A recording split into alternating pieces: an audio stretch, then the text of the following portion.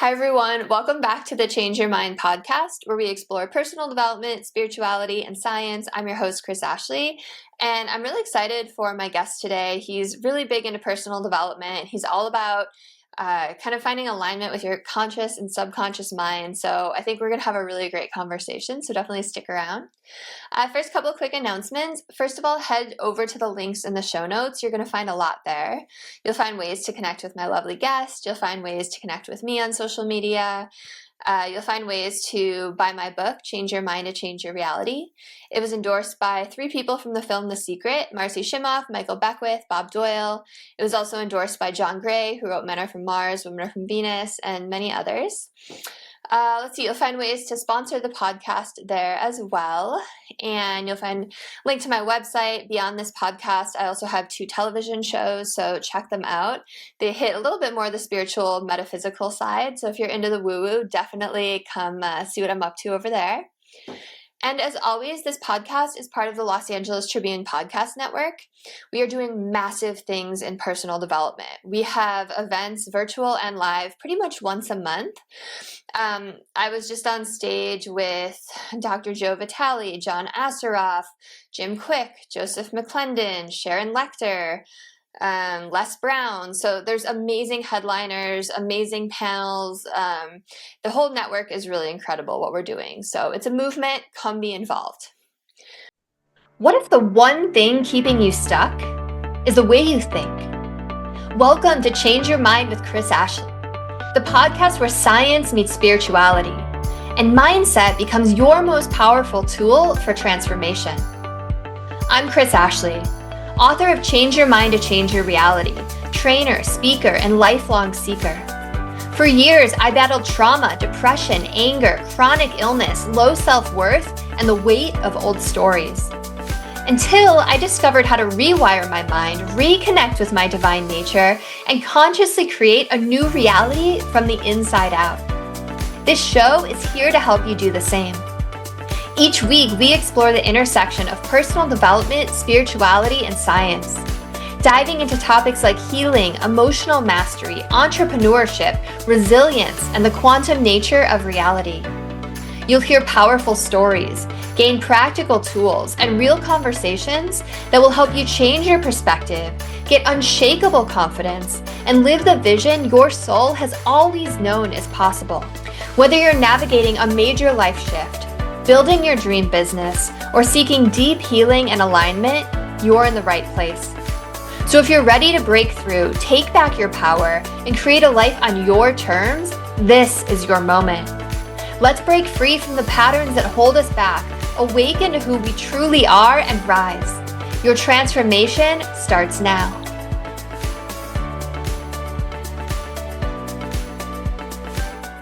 All right, so with me today, I have Manny Fiteni. I didn't even ask you how to pronounce your name. Did I do that right, Manny? Well, I say Fiteni, but it's okay. Right. Well, we're going to say it like you say it. So I have Manny Fiteni with me.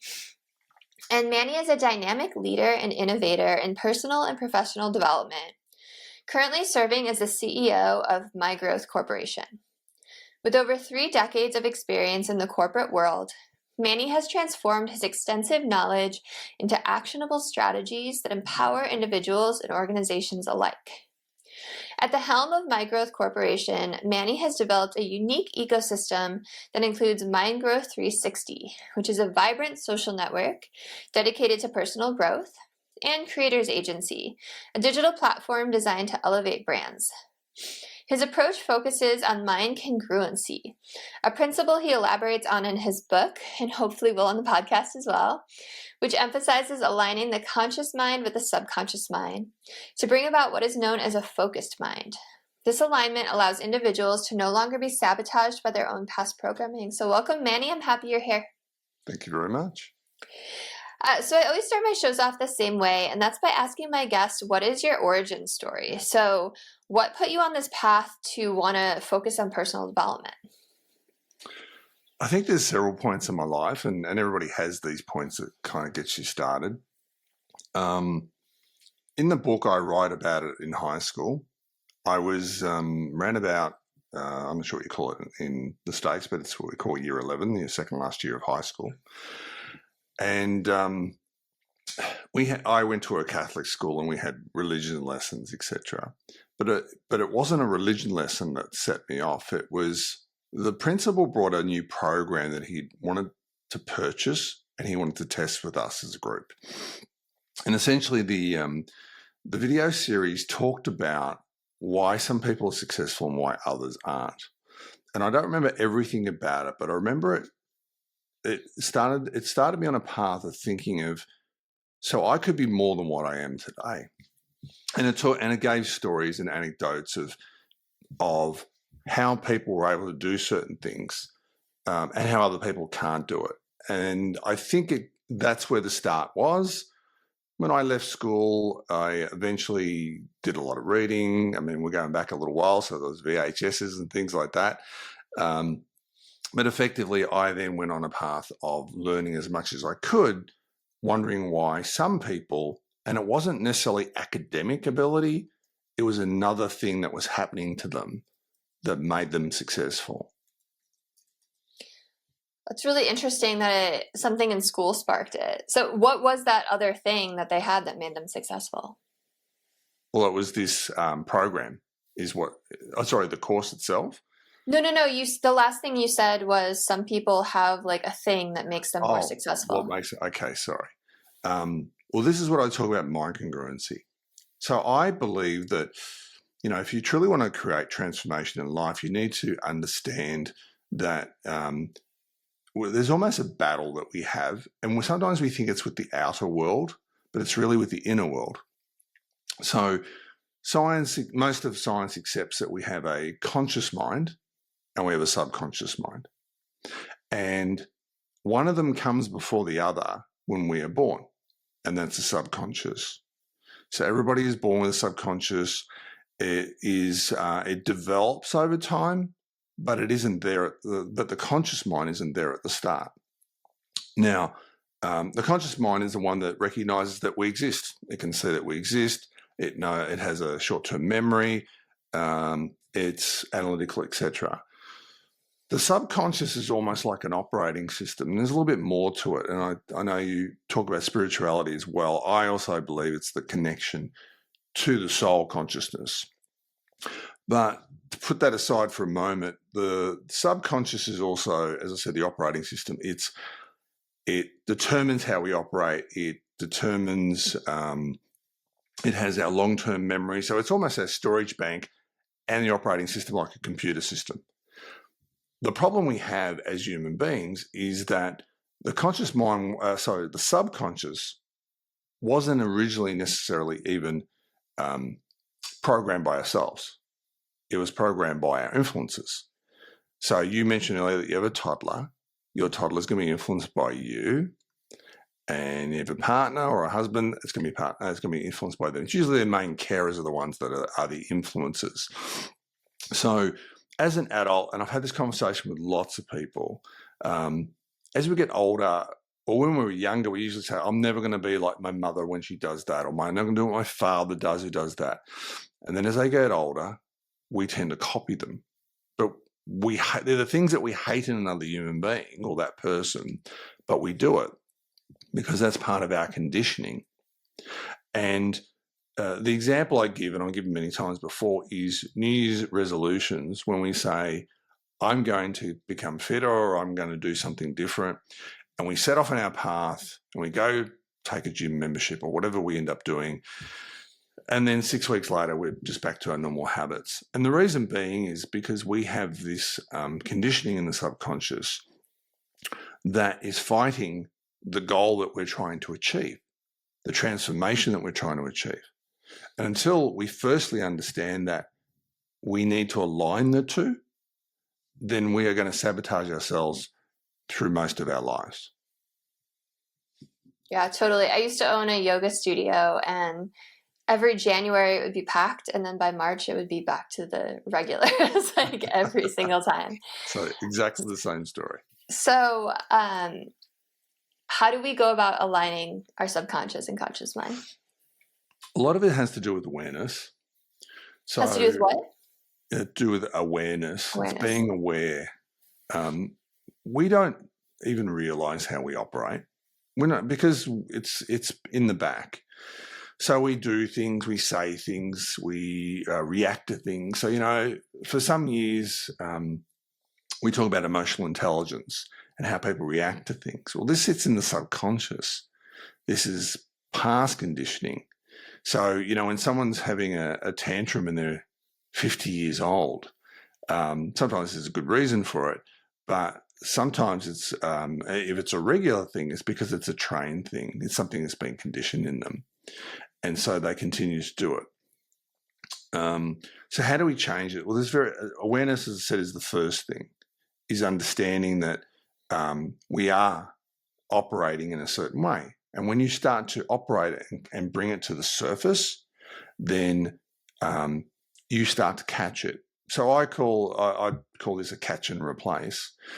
If you go to do something and let's say it's not the way you want to say it or the way you want to operate as a person, then you need to be aware of it, catch it, replace it with another habit.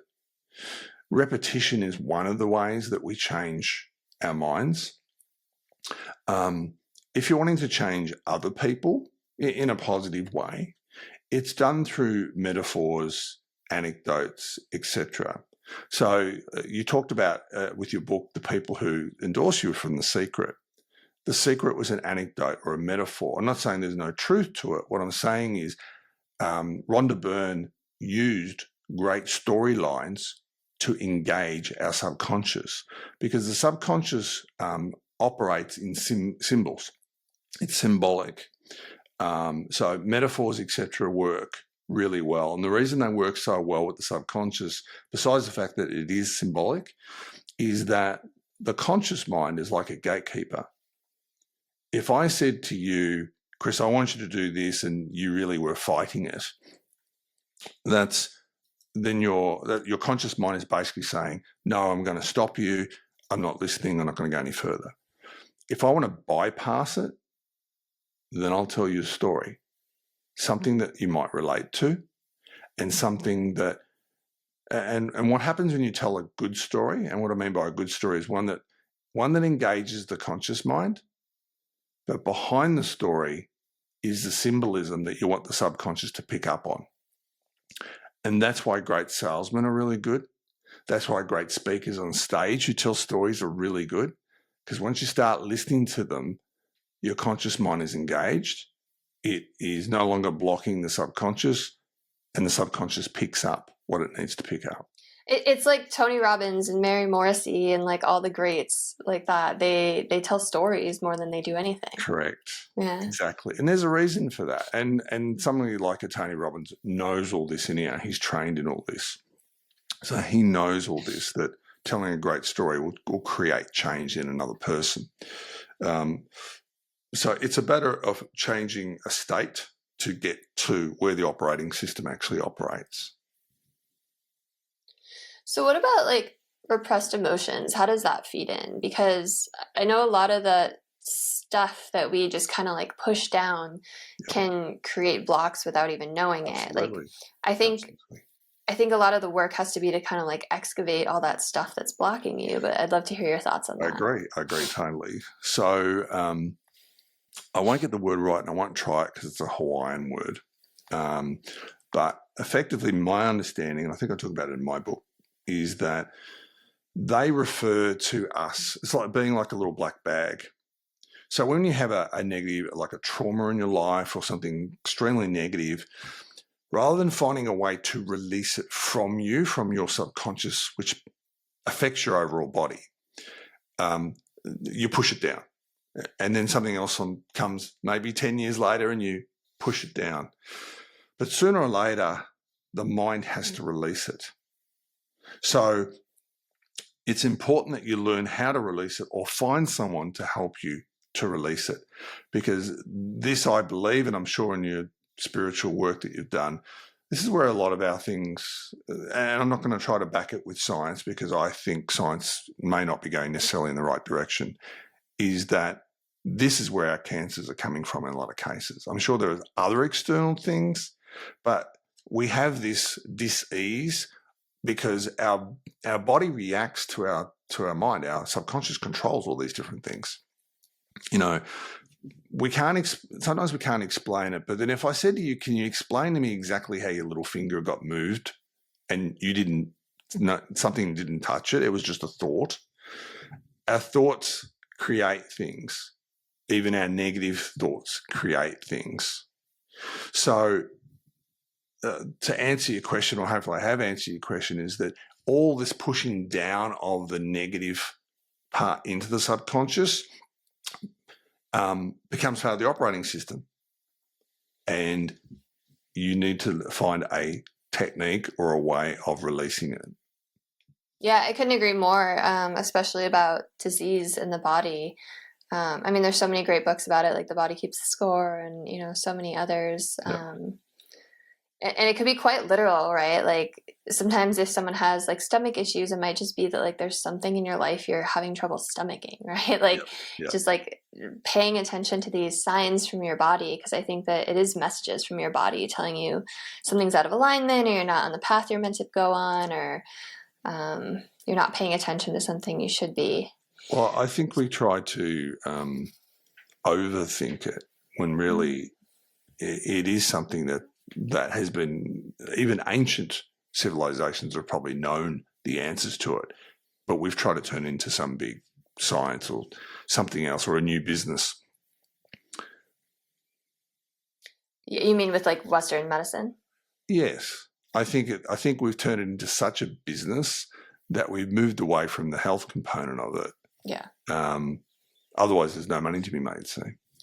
Right. Like the buzzword going around the States right now anyway is that it's the sick care system, not the healthcare system, because it keeps you sick. I haven't heard that one. Yeah, it's all over the place. Very cool. So beyond awareness, is there anything else that will really help people kind of, undo this programming that maybe isn't serving them? One technique is actually doing this at nighttime. So just before you fall into deep sleep, into a deep REM sleep, you are entering into that world of your subconscious. And so I use this technique, or ask people to use this technique, is when they're going to bed to start thinking about what they want to achieve, where they want to direct their mind, and then allow it to happen while they're sleeping. So it's the subconscious we're trying to talk to. And it's interesting because we think we're in charge half the time. And a lot of the times we're not exactly in charge. We're programmed to do something else. And that sounds kind of robotic, but that's not the intent. Once we learn how to talk to it, we can then change it in a positive light. Yeah, no, totally. You're speaking my language. I have clients journal and meditate on, their dream life right before going to bed, because you're spending 8 hours literally in your subconscious, and it'll change your life if you do that. Yeah. Like really, really does change your life. So tell me a little bit more about the My Growth Corporation. Like, what are you doing during, in that to help people? So I spent the last few years building out a new ecosystem, or I call it an ecosystem. We have quite a few components to it. We're building the last component, and then it all falls into place. So you mentioned Mind Growth 360. It's a social network. It's still fairly new, but it's been around for a while, but it's not something that's been pushed yet because we're building the last component of everything. We have a lot of social media nowadays. It's sometimes more noise than anything else, and it isn't focused on our area of developing ourselves. So Mind Growth 360 is just for personal development.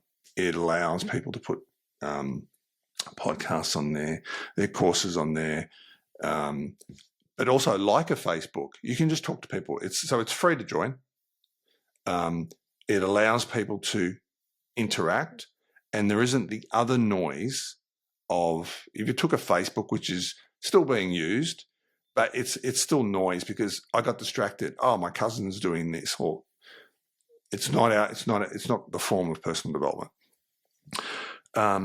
Then we've got Creators Agency, and Creators Agency essentially is an agency for small business people like coaches and all people in our industry, no matter what it is, spirituality, etc., who are saying, well, I can't afford the big agencies. Or I want someone who gets personal development, understands what we're doing. So we have lots of different services. It's if you go to creatorsagency.studio, you'll see different services around doing your social media, etc. All the things that you need as a small business person, having a website, all those type of things. We have it there for personal development, and people can buy those services. At the moment, we're working on. Well, we also have a directory. So you think of things like product review directory, where you're writing reviews on businesses. This is the same thing, but for personal development. And when I talk about personal development, I talk about anything and everything someone wants to grow in. So it could be even in the beauty industry, whereby you're saying, well, I want to learn how to do this. This allows companies to list themselves.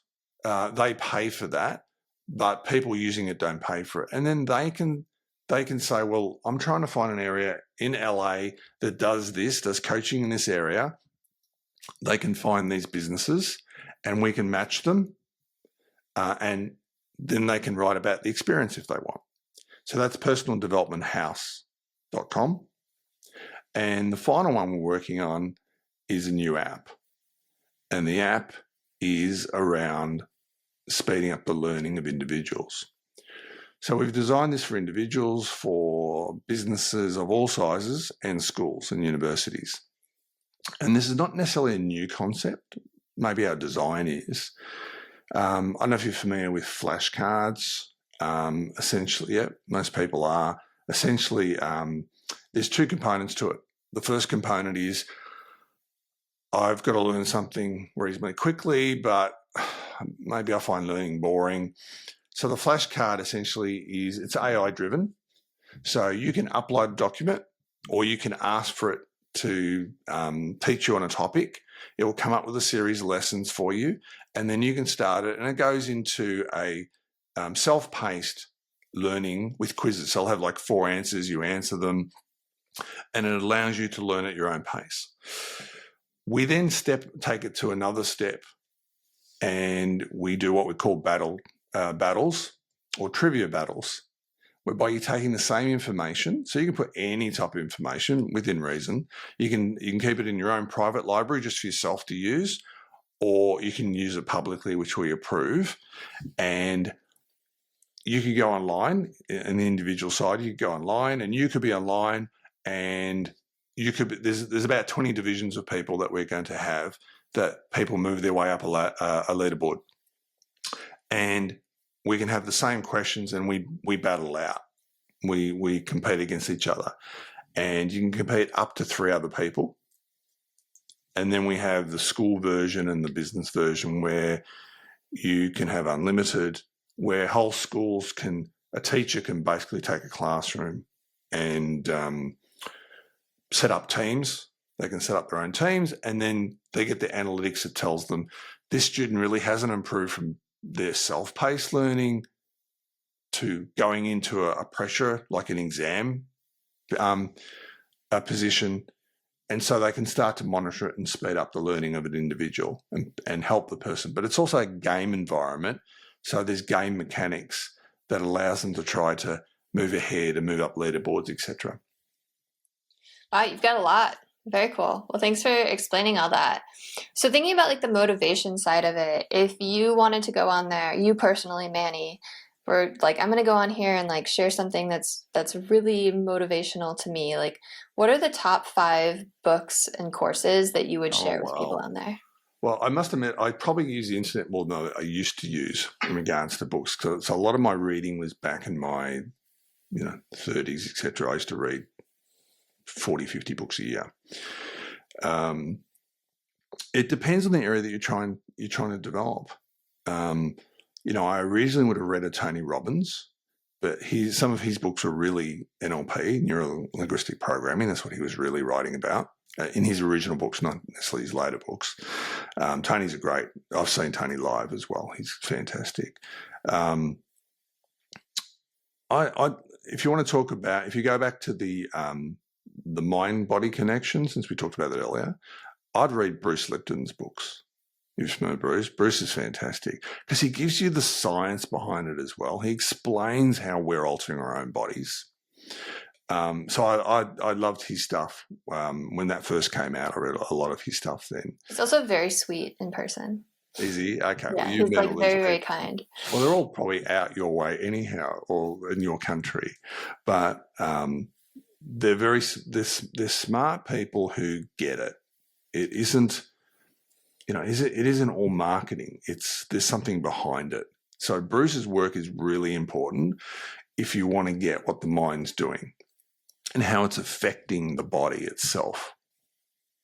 Then if you look at, there's books like The Magic of Thinking Big. It's been a long time since I read that book, so I couldn't even tell you the ins and outs of it. It's David Schwartz, if I'm correct. I haven't read that yet. The Magic. It's an old book. It's an old book, but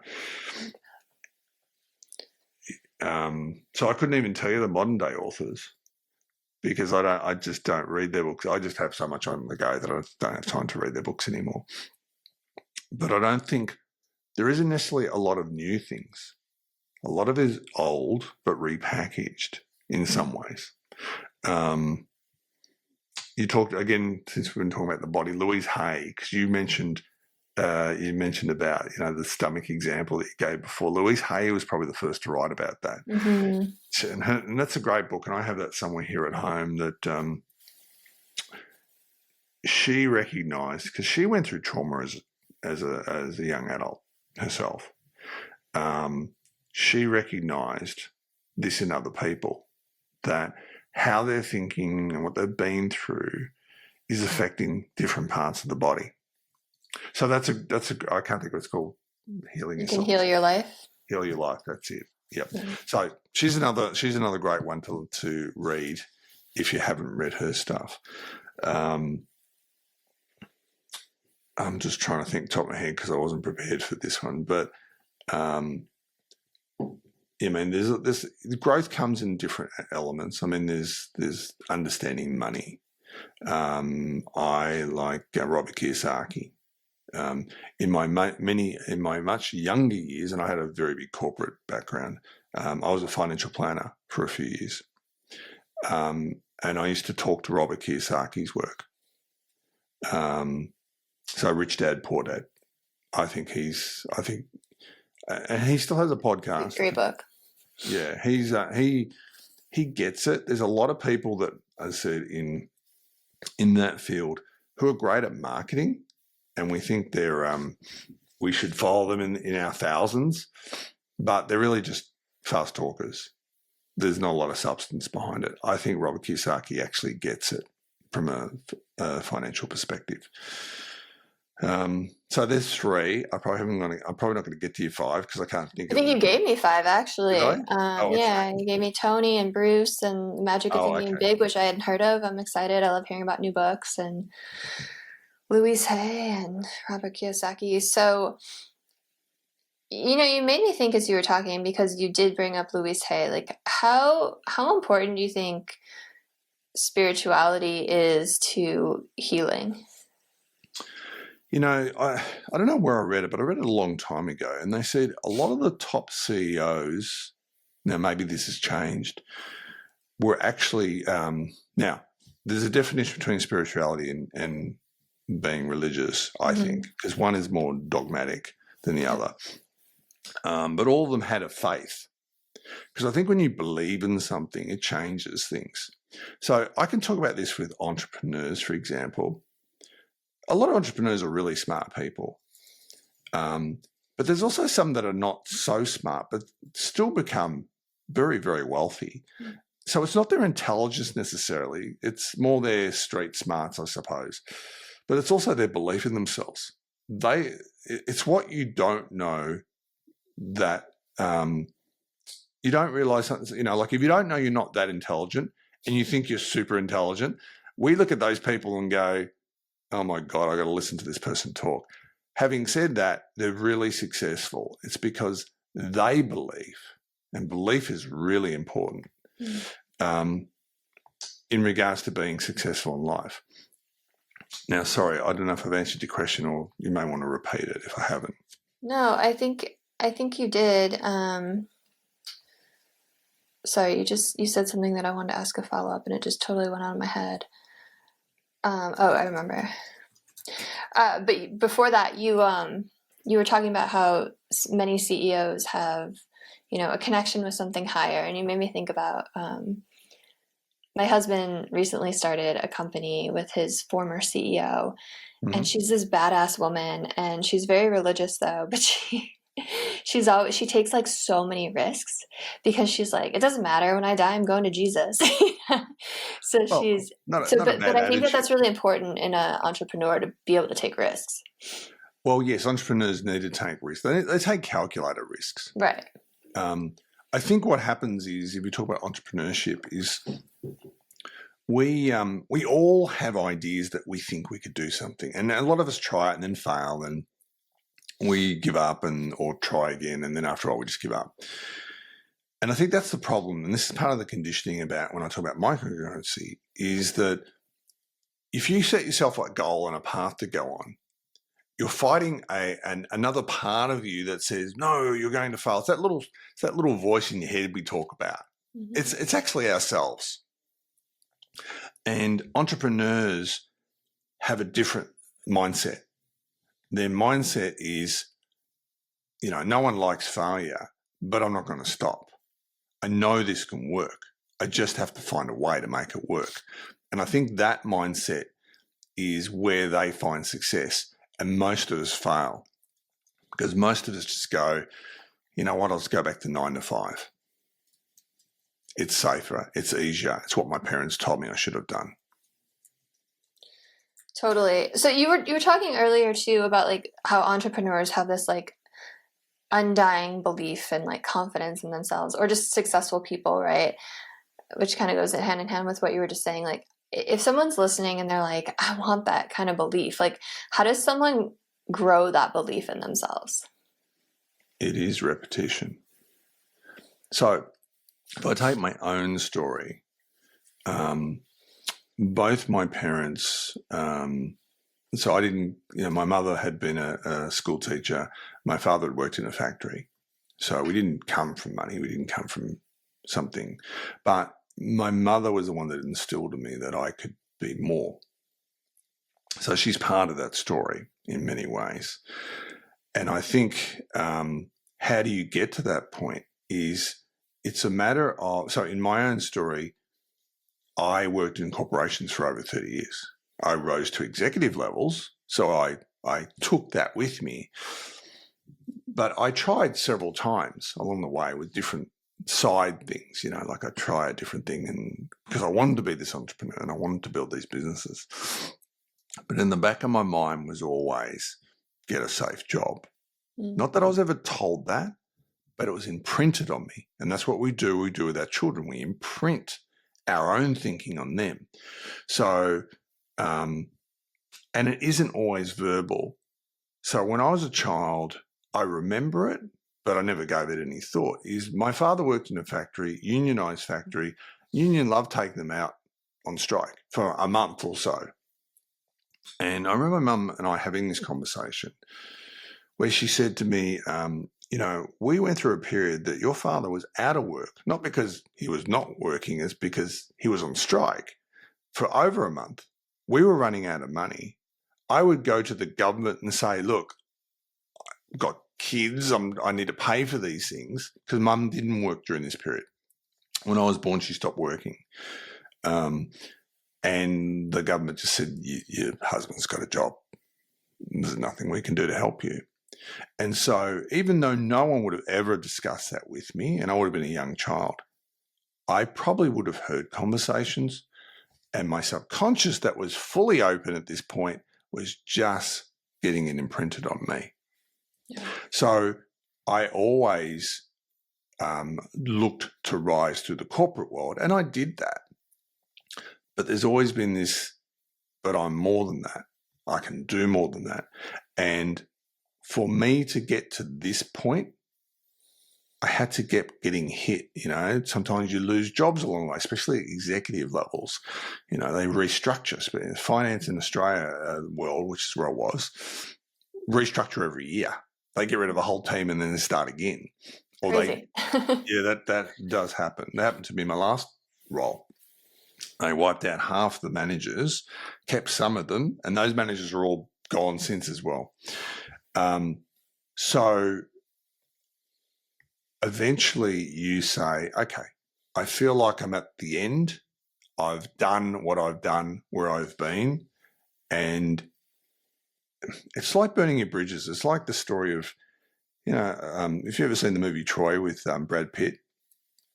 No? Okay. Well, the reason I was trying to tell the story is because it is a story where the Greeks, I think if I'm right about the story, the Greeks destroy all their ships. So they've landed to fight, Troy, whatever they're fighting. And they realise that they either fight to survive or they're going to die. And I think that's what happens in life. Is sometimes you just get to a point, and we look at it from a spiritual perspective, sometimes it's the sign that we needed to say it's time to change. Tony Robbins tells that story, but I thought it was the French. I didn't realize it was the Greeks. That could be a different story. Where it's like they burn their ships. Well, that could be a completely different story. I'm not familiar with the French doing that, but it could be true. Yeah, maybe I have it wrong. But it's like they're in some battle and they're totally outnumbered and the commander burned all their ships, so they had no choice but to fight and they ended up winning. That's probably, I haven't heard about that one in the French, but that's quite possible. But it's the same mentality. I thought it was the French, but I might be wrong. If you're listening, you can Google it. Oh, it could be the French. I'm not going to pretend that I know that story. But it really is about saying, you know what, the past is my past. I need to move forward, and I'm going to hit brick walls. But guess what? If you've ever read, and I've read a lot of stories in my time of those that, a lot of them Americans are billionaires. We don't necessarily always like them and their personalities, but that's not the story. And the story is they came up against walls.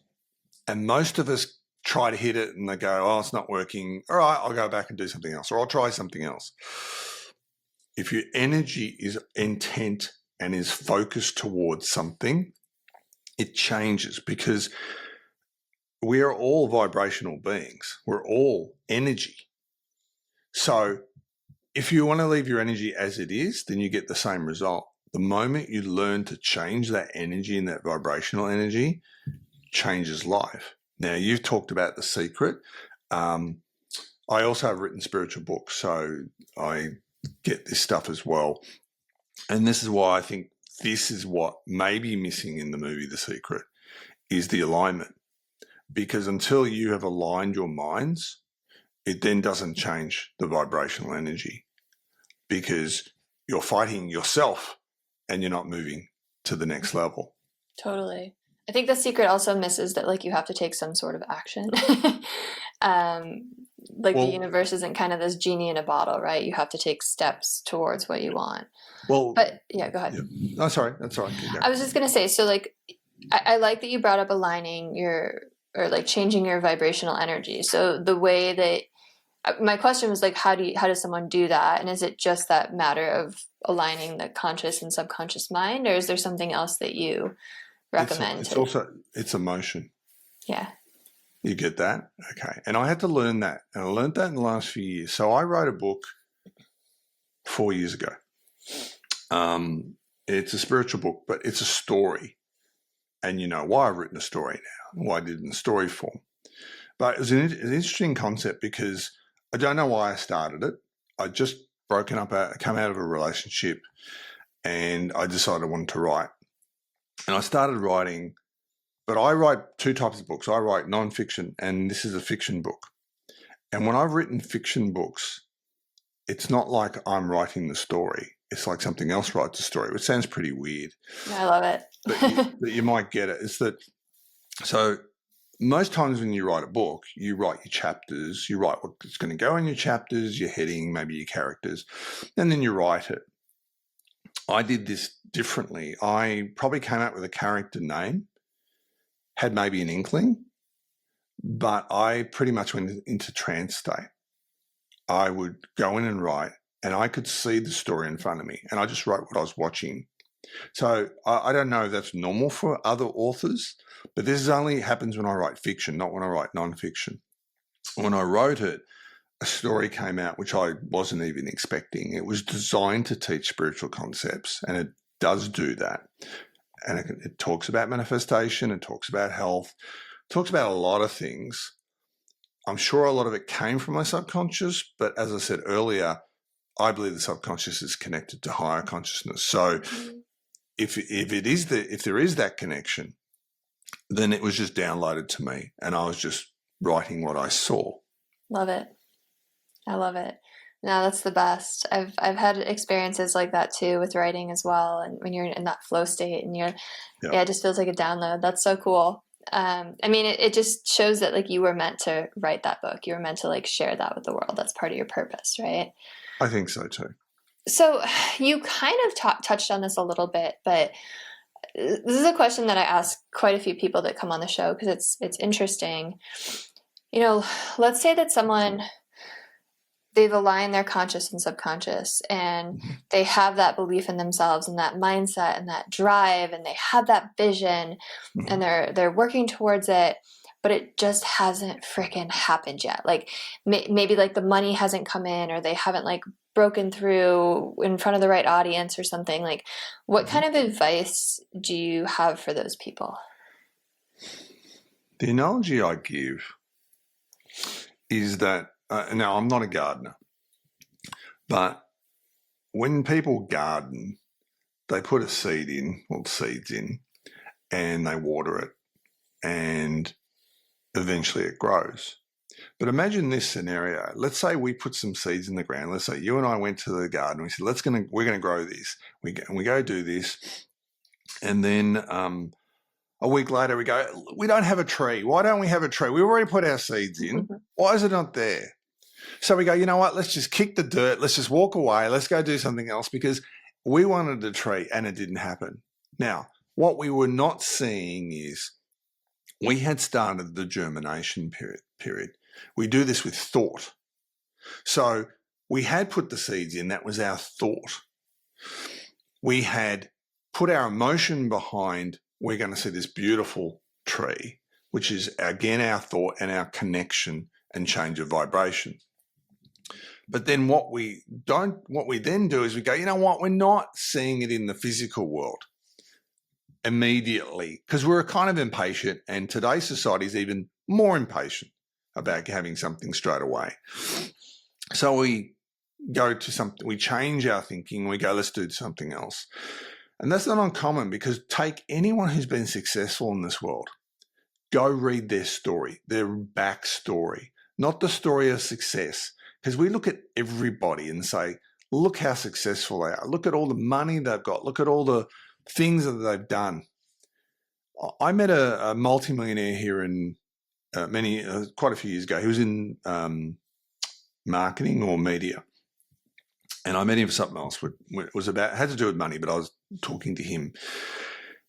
And I said, you know, you've had a fascinating career. He was, I don't know how old he was at the time. Maybe he was in his 70s. And he said, Manny, it was a 40-year exercise. He goes, I didn't get instant success. We do see some people with instant success, but he said, I spent 40 years building something from nothing.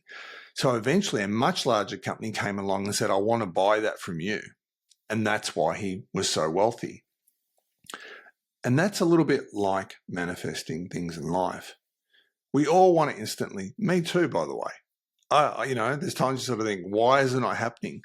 I have to understand that I have germinated the idea and the thought.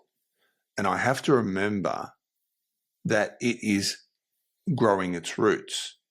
But if I kill it off too early, then I'm the reason that there's no success, not everybody else around me. I love that answer. So to kind of bring that metaphor into real life, like if you've planted that seed, the idea of like to continue to water it, like just keep feeding it your energy, keep working on it? Is that kind of what you mean? I do, but I also think it's about changing your thinking. So think about yourself. You mentioned at the very start of this program all these people that you now know, because somewhere along the way you were open enough and made a decision to maybe even step outside your own comfort zone and work with these other people. It may not have happened straight away. Maybe you did volunteering, which is how you met these people, but you decide to make this opening, which a lot of us might go, oh yeah, but that won't work. And we do that with a lot of things in our lives. Oh, that won't work. Because because our conditioning, our operating system is, for some of us, has been designed that way or has been programmed that way. And I talk about this in the book about a friend that I used to have for many, many years from school. He's a great guy, but he was a person that would find something new he really, really wanted to do. And he would go and research it and research it. He'd ask your opinion on it. He'd research it. For 12 months, he'd research something. And after 12 months, he'd come back and go, oh, it's not going to work. It's a lot of time to devote. Well, this is just his conditioning, right? And I knew his family, etc., his parents. His father was a successful executive in media. But he treated his children differently, which is interesting. And he treated my friend in a certain way. And he treated the youngest one differently and put him on the pedestal. So the youngest one became successful in his own right, or became very good, had great belief systems. My friend didn't. And one day we were in my kitchen. I was in my apartment at the time, and he was sitting there talking about something. And I said, do you realise that you talk positive all the time, but you're actually one of the most negative people I've ever met? And he goes, yeah, I know. Because his subconscious, his programming or his autopilot was set at a certain level, and he wasn't sure how to fly higher, even though he wanted to. I know people like that who they'll post like all the positive personal development memes out there, but then you talk to them and have a conversation, and there's just like so much self-doubt and hatred and anger and sabotage. This is why we talk about mind congruency and this alignment, because this alignment takes you to what I call a focused mind. You want to get to the level of all these things you just talked about and this change of vibration. It's very hard to do when you say, I'm going in this direction, and the conditioning and the operating system says, there is no way we're going there. We're not good enough. So quick question then, how does someone know if their conditioning is saying that? Listen. Pay attention. Give me an example. Well, I use it with language. This is maybe a silly example, but I've used it before. A long time ago, I worked with someone, and she used to use, she always sounded really positive because she used to use the word absolutely. So you'd say, can you go and do this and da-da-da. She worked with me for a very short period. I was training her. And she goes, yep, absolutely, I can go ahead and do that, da-da-da. And she was a very positive person. And I'm going, oh, that's a kind of a cool statement, but that's not part of my language. I know the word, but I don't use it. And so what I started to do is when I thought it was appropriate, I would catch myself before I used the word I would normally use, and I changed it with the new word. And to reprogram, we need to bring it to conscious level. We are unaware of how we operate. If you have a computer in front of you, it's got operating systems and it's operating a certain way. Do we know what it's doing and what's doing? No, we're just looking at the output. We're just going, am I getting what I want from it? When you start to dig deeper and go, hold on, the programming isn't right if you're a programmer. If the programming isn't right, this is why I'm not getting the result that I want. And so we need to look at our own programming, pay attention to it. That's the awareness bit that I talked about at the start. become aware of how you operate. So think about, I don't know if this child is your first child, but I'm pregnant with my second. Oh, yeah, but I have a congratulations. toddler. Yeah, thank Okay. you. Another reason I'm tired. Okay. So these children are going to be influenced by what they observe. Yeah. And they're going to develop programming. You have an opportunity to pay attention as to what they see. So give an example. We drive cars, and sometimes some of us are very calm drivers no matter what happens, and some of us just swear at everything on the road, right? Who do you think is watching all that when they're sitting in the back seat? Who'll probably imitate that when they start driving, because that's the programming you gave them. Not intentionally. You weren't going, now pay attention. Next time someone does this, you swear at them on the road. We are giving this programming to them. So we need to become aware of, I'm doing this. I need to stop this. Let's change it. Let's repeat it. Let's get into the subconscious mind until eventually there's a congruency between what I want to achieve and what I'm designed or programmed to achieve. And that applies to everything in life. And then from a spiritual perspective, when there's this alignment, that's how manifestation takes place. That's why, even though The Secret was a great movie, and I remember when it came out, it was a big thing to come out. And by the way, that was done by an Australian. Nice. Very cool. It was actually built for Australian television originally, but they rejected it. And that's why they went and turned it into a movie.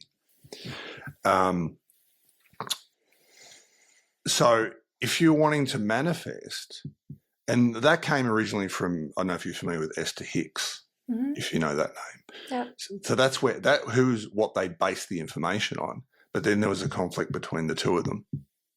Based The Secret on, you're talking about? Yes, the Secret was based on Esther Hicks' work. That's Esther cool. Hicks and that then had a disagreement over something, and they cut Esther Hicks out, and they did their own movie. But well, Esther's doing pretty good, so. Yeah, I'm sure she does. I haven't seen her name for a long time, but I'm sure she does. I was actually just scrolling through TikTok before this, and it was like an old interview with Wayne Dyer. I was like, oh, that's cool. Oh, okay. Oh, yeah, Wayne Dyer was a pretty cool guy. Yeah. Yeah, very cool. It so much of what you talk about, I write in my own book. We're like very, very aligned, and I love that you brought up how important language is. Like the language we think, we speak, we write. There's that metaphor, like it's like casting spells, right? That's what they call it, spelling, because you're like literally putting that out into the universe and into your subconscious mind. So, yeah, and I think just kind of like bringing it back to the last question I asked, like if someone's kind of feeling like stuck and it's just like they're not getting that breakthrough. It sounds like your advice is to kind of like look back on your thinking, look back, make sure everything is aligned. Do I kind of have that correctly? Yes, but also become quiet. So you talked about meditation earlier, and I talk about that in my book as well, is that our world is a busy world and our minds become so engaged in so many things, and we've got so much being thrown at us. I mean, you just said you're on TikTok. Well, that is now today's world. We are bombarded with information from so many different things. So, if you go back 60, 70 years, it was called the newspaper, and you usually got it once a day, and the rest of it was talking to people that you spoke to. Today, it's instant information. And our mind doesn't slow down. It's no longer focused. It has too much information that is bombarding us, and we need to learn to become silent and quiet again. When it quietens down, it allows for something else to open up. Yeah, that's very, very brilliant and important. Just thinking back on all the books you recommended, one I would add to that list is I love Joe Dispenza's work so much. And are you familiar with his work? No. Joe Dispenza? Oh, yes, of course. Yeah. He's become very big in this. He's got some great meditations. Yeah, so Joe's. I remember Joe originally from The Secret. I think that's where I first saw He him. was from What the Bleep, do we know? Oh, that's it. Yes, I saw him in that too. Yeah. You're right. Yeah. That was a cool movie. Yeah, he got a lot of negative press from that, actually. From What the Bleep? But it made him up. It made him, yeah, there was a lot of, like, there's two camps of people. People either, like, love that movie or hated it. I loved it, personally. I loved just it. like you. But then there's a story behind the founders of that movie too, which probably gave them the negative part. Yeah. I've had someone else on my show who was part of that, like, school that put it on, like, kind of came up with Joe. Okay. So yeah. I think, I mean, the cool thing about The Secret and What the Bleep is it brought the law of attraction and manifestation and spirituality and quantum physics, like, into the conversation, right? Into the mainstream conversation, which is just... Well, we weren't talking about those things until those two movies came up, The Secret and What the Bleep. I think what the disservice The Secret gave is everyone thought it was instantaneous. Yeah. If I just thinking and put it out there, I'm going to get my, the image was almost, I'm going to get my car within a week. I go, no, it doesn't kind of work that way because thought is germination, energy is emotion. And when you learn to combine it, then it can't, you've got to remember you're aligning different things in this world. So if you're wanting something to happen in this world, you germinate, you change vibration, you put that out there, but then you need all the other things are now starting to align, which is why it's not always instantaneous. Okay, so to play devil's advocate, and I know we're getting close on time. That's fine. So one of my mentors is Mary Morrissey. I don't know if you're familiar with Mary's work. She's been around forever. So she was one. Actually, I think I know who you're talking about. Yep. She's been around a long time. She's in her 70s now. She was one of 3 people mentored directly by Bob Proctor, and when he passed away, she officiated his funeral. Like, they're very, very close. Oh, right. Okay. Yep. So if you ever go watch it on YouTube, it's beautiful. She's the officiant, but she, she's big, like Tony Robbins. She has courses, she has events, like she speaks on stages, about, like, the law of attraction, but without calling it that, right? And she tells this story where, like, Bob was definitely her mentor, and he was like, so what's next for you? And she was like, oh, I want to build this, like, amazing, kind of like a church, and it's going to be this big community. And, like, she had this whole vision, and she was like, that's my, like, 10-year vision or something. And Bob was like, why 10 years? Well, if you make it a 10-year vision, you're going to finish it in 10 years. Great. Like, what makes you think that you need 10 years? And she's like, oh, I need, like, the funding and, like, the plans, and I got to find the property and all this stuff. And he was basically, like, kind of, like, talked her out of it. And she ended up completing the entire project in 8 months. So, because of his mentorship. So, I agree with you that, the universe isn't this genie in a bottle where you can just, like, tell it what you want and then, like, kind of kick back, put your feet up, and just, like, wait for it to fall into your lap. You have to take action, and you have to align everything, like we've been talking about. But I think we also can make things happen a lot faster than we give ourselves credit for. This is why I talk about my congruency, because what you just described with Bob and her was the alignment of her mind. Her mind had said, this is a 10-year project. Bob changed the thinking, aligned her thinking to no, there's a shorter time frame. When that changed, she then changed her manifestation. So that is mind congruency. That's what I talk about. Yeah. So it's like, yeah, I mean, I'm like holding both of these things at the same time. Like, yeah, things are instantaneous. And the whole idea of, like, planting a seed and, like, the whole metaphor with the garden you talked about, like, I get that, right? Because we're in physical reality and things take time. But also, like, I think miracles can happen and things can happen really quick. I do not doubt that for a moment. So don't get me wrong. It's the way the movie portrayed things. Yeah. As if, because we are in the physical world, not the metaphysical world. We're in the physical world, things take longer. It's a heavier thing than if we were non-body, for example. Yeah. So can things be quicker? Absolutely, because it's what we believe, and it's a little bit like health. You know, we can think ourselves into illness, right? You know, we talk about people that are hypochondriacs. Well, you know what? There's a lot of people that are healthy that think they're sick all the time. That's got nothing to do with the truth. That's got to do with their own personal truth of what they're believing. And so belief is something that also sits in the subconscious. And this is why I emphasize the transformation of the mind, because when you transform it, you transform different things, and that different things then align with each other. Yeah, totally. Just to bring it back to Bruce Lipton, he talks about that a lot, right? Like the nocebo effect. You can actually make yourself sick. Correct. You can make yourself better too. Well, if you talk about placebo effect, if you're familiar with Richard Bandler from Neuro-Linguistic Programming, right? Well, Richard Bandler is one of the founders. And Richard Bandler, if I remember correctly, had said, I wish I could market a pill called placebo, because I could probably change, I don't know exact wording, but something like I could change people just by giving them a pill, a sugar pill. And if they believe that it's going to work, then they'll change themselves. Yeah.